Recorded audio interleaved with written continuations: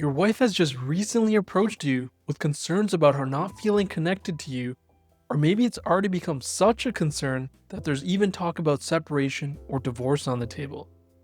And this has now gotten you feeling stuck and confused as to what to do next. And what might be even more frustrating and confusing for you is that you feel as a husband and maybe even father, you're doing the things you're supposed to be doing. You're putting in the time at work or in your business to make sure your family is being provided for, and you're trying your best to do what needs to be done at home to run your household. So what does she really mean when she says she doesn't feel connected to you? Well, there are really two parts to this. The first being, she doesn't feel emotionally safe with you, meaning she feels she doesn't have a space where she can feel heard about her concerns and emotions. And we talk about that plenty on our channel. So today, I want to focus on the second part to emotional connection, which logic-focused and emotionally distant men often struggle with even more so in most cases. And that's the idea of being able to open up about your thoughts and emotions with your wife. Now, before I go any further, I want to welcome you to our channel, Genuinely Reconnected, where we specifically help overly logic-focused and emotionally distant men rebuild connection in their marriage. This idea of not being able to share emotions with your partner, trust me, I totally get it. I didn't grow up in a household where we did share emotions. In fact, the idea of even sharing emotions for most of my life felt really awkward and uncomfortable. As a result, in most of my relationships, when things were going well, I hesitated to share anything at all. And when things weren't going well, I would pretty much just get upset, be defensive, stonewall, or in some cases, just end the relationship altogether. Pretty much every classic emotionally distant and avoidant strategy in the book was my model of how to approach relationships. And of course, I ended up carrying these same unhealthy habits into my current 8-year relationship with my wife, which only led to our relationship being put in jeopardy as well. And through my own challenges, I learned the hard way how to be more emotionally open with my wife. And so today, I want to share some helpful tips and strategies to help you do the same. But before I do, let me start off by giving you a strong case for why this is important, as we like to do in most of our videos. Because if I can't give you a strong enough why as to the importance of doing this, the strategies are only going to be surface level. There's not going to be changes at your core that's going to keep you motivated and compelled to do this long term. And we at Genuinely Reconnected aren't focused on surface level strategies. We're focused on core changes for long-term relationship success. The first reason you should be more open to sharing your thoughts and emotions with your partner actually has nothing to do with your partner. In fact, I'm going to make the case that sharing emotions with your partner is actually going to be extremely helpful for your own well-being. And I get it. Chances are, if you're someone who's watching this video, this isn't something you do with anyone. But that's why this is even more important. In fact, sharing emotions and thoughts with others is an amazing release valve for the things we're experiencing in our lives. And if you don't want to take my word for it, let me share the perspective of Seneca, the ancient Roman philosopher. Seneca believed that writing and speaking were the most powerful ways for one to reflect, better analyze what's upsetting them, and ultimately address their challenges.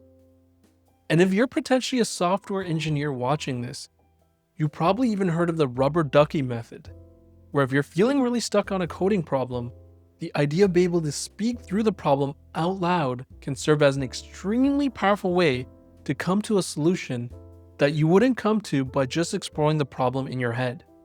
And so bringing it back to you, who would be a better person to share your thoughts and emotions with around things you might be feeling than your wife, who probably knows more about you than anyone else? Now, this doesn't mean we need to dump everything and anything on our partners, but it does mean being more open to sharing what is going on internally than we normally might do. Bringing it back to the idea of sharing emotions with your partner and its importance, I think one thing that many logical and emotionally distant men fail to realize is how much sharing emotions, both good and bad, can be extremely powerful for connection and bonding. It helps your partner get to know you on a much deeper level. And when they feel they know more parts of you, they're naturally going to feel much more connected to the full version of you. The idea they are also willing to be vulnerable with them also helps them feel that you actually trust them. Not only this, but if your partner knows what's actually going on in your life from an emotional perspective, they're also going to be more aware as to why you might be behaving or acting the way you do in certain situations, and be much more empathetic to that as opposed to getting upset. And I would argue this is a much better way to have your partner be able to meet your needs than having them guess. The last point I want to make about why sharing emotions is important and that it's something you should be doing is on the idea of mirroring neurons. Mirroring neurons are special neurons we have in our brains that activate to feel the same thing someone else is feeling when that emotion is shared with us. It's the reason why if you see someone else crying, a part of you might feel like crying or feel a lot of sadness for them. Likewise, if you see someone else really excited and happy, a part of you might feel really excited and happy for the same reasons. Essentially, we can live someone else's experience without actually being in their situation. And what's even more interesting is repeated mirroring between people can help them build emotional congruence with each other. So the idea that you're on the same wavelength as someone else. And of course, if you connect the dots, more emotional congruence naturally means a much deeper and stronger connection in a relationship. So once again, the more emotional transparent you can be, the more your partner's mirroring neurons are going to activate, and the more emotional congruence and connection you're going to build in your relationship. And what better way to fight negative attribution bias than to get on the same wavelength emotionally? If you're not familiar with negative attribution bias, this is something I've talked about in our other videos. Negative attribution bias being the internal idea that your partner believes that everything you do is bad or inconsiderate even when it's not the case. Coming back to the idea of emotional congruence from you sharing your emotions with your partner, of having their mirroring neurons activate, is hopefully also going to lead to them once again feeling more comfortable sharing with you as well, and in turn, allowing for emotional safety to be rebuilt in a relationship that is lacking it. Okay, so hopefully at this point, I've made enough of a strong case as to why it's important for you to get better at sharing emotions with your partner, and that it's not just something you're going to do to rebuild your relationship, but rather it's something you actually want to do at the core of who you are for becoming the 2.0 relationship version of you. Now I want to actually switch over and get into some tips and strategies on how you can start sharing emotions a little more. And trust me, I know this can sound very intimidating. The 1.0 version of me would have felt the same way, but I can confidently say Mark 2.0 has come a long way since then. The first tip I want to share is the idea of normalizing the awkwardness of sharing emotions. See it as something that is expected as opposed to something that is off about you. If it's something that you haven't done for most of your life, obviously it's going to feel weird and a little off initially. Imagine if you've never ridden a bike. The first time you get on one, it's going to feel very confusing and weird. Trying to put your feet on the pedals, putting your hands on the handles, and riding. But over time, as you keep doing it, it's obviously going to feel much more natural and you're going to flow through the process no problem. And the same goes for sharing emotions with your partner. Acknowledge and accept the awkwardness of it, whatever that might feel like for you, while also acknowledging that with time, you're going to get better at doing it. But you're only going to get better if you start and go through the initial rocky period of doing it first. So it's not that you're bad at this, it's just you haven't had enough practice. In fact, you might even consider letting your wife know, hey, this is something that I think is important for me to do, for me to become a better version of myself, but it's also really new and way out of my comfort zone. So I'm sorry if it's coming across a little clunky and like I'm stumbling through this process. The next tip I want to share is around you doing your own homework to actually get skilled at identifying your emotions and what they mean to you. Once again, I totally acknowledge that this will feel very confusing to you at first. I know for most of my life, being an overly logic-focused and emotionally distant person, the only emotions that I was able to relate to were anger, stress, and happiness. But over time, by getting better at identifying what I'm feeling internally and tying it to different emotions, I've started to become much more aware of what's going on internally for me and why I'm feeling and reacting the way I am. And this has made a world of a difference for me, not only in terms of my relationships, but also in terms of me being better able to identify what decisions make sense for me and don't make sense for me based on how I'm feeling internally. Versus in the past, sometimes I would just let everything around me dictate the direction I think I was supposed to go. Now, if this still feels like too complicated of a task for you, I'm gonna suggest a tool here that I think you might find helpful. And that's the emotions wheel, a very popular and powerful tool that can help people who have trouble identifying their emotions by starting more general and moving to something more specific. As a first step, before using the emotions wheel, I'd encourage you to try and notice anything you're feeling in your body. So, for example, are you feeling a pit in your stomach, sweaty palms, or some heat in your face? And after you've identified what you're feeling in your body, then I'd encourage you to go to the core of the emotions wheel and identify if this feeling you're feeling in your body is connected to feeling either happy, sad, angry, fearful, disgusted, or surprised. After you've chosen the core emotion you're feeling, then you can go to the second layer of the emotions wheel to refine the emotion further. And then you can go to the third layer to refine it even further.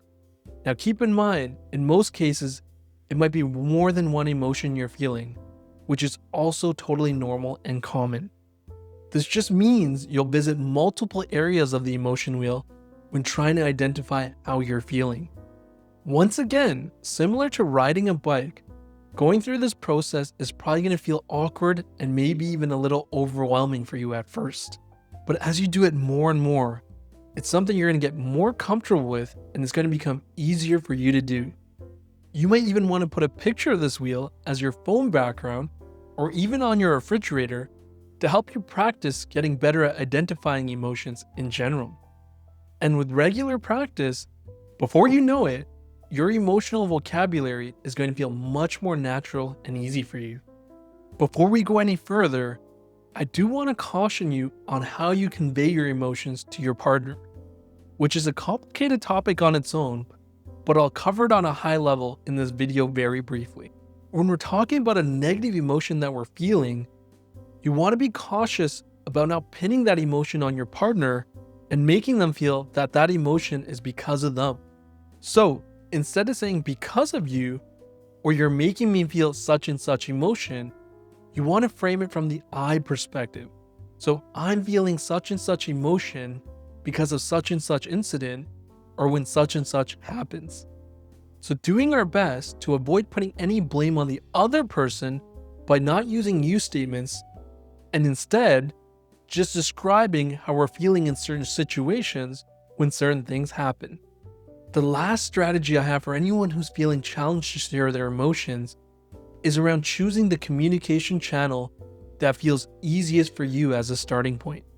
So if sharing your emotions with your partner in person feels hard, maybe consider sharing over the phone. If sharing over the phone still feels too much, then maybe consider text and email as a first step. Choose the communication channel where you feel the most comfortable, and from there, work your way up to getting comfortable with sharing in person. Sharing in person is obviously the best approach, but if that feels too intimidating, you're much better off doing a good job sharing through a communication channel that feels comfortable for you than stumbling and fumbling and doing a poor job sharing through a communication channel that feels way too difficult for you right now. Once again, the genuinely reconnected approach is focused on long-term progress and success in relationships, not quick fixes. So that means taking intermediary steps to becoming the 2.0 version of you, that's totally okay. In fact, we'd even encourage you to make it known to your partner that this is something you're trying to do because you feel it's important for your development as a whole, and that you're taking this initial step to build yourself up to eventually get better at sharing in person. Once again, we're aiming for progress, not perfection, in becoming the 2.0 relationship version of you. So that's everything for this video on how you, as an overly logic-focused and emotionally distant man, can rebuild your relationship through sharing your emotions. And if everything I've said in this video has resonated with you, and you're someone who's serious about rebuilding your relationship with your wife, I want to invite you to check out the link in the description to join our relationship rebuild program. As a first step, you can book a free advisory call with someone on our team. And if you haven't already done so, don't forget to hit that like and subscribe button so you can continue to receive more content from our end on how to genuinely restore connection in your marriage.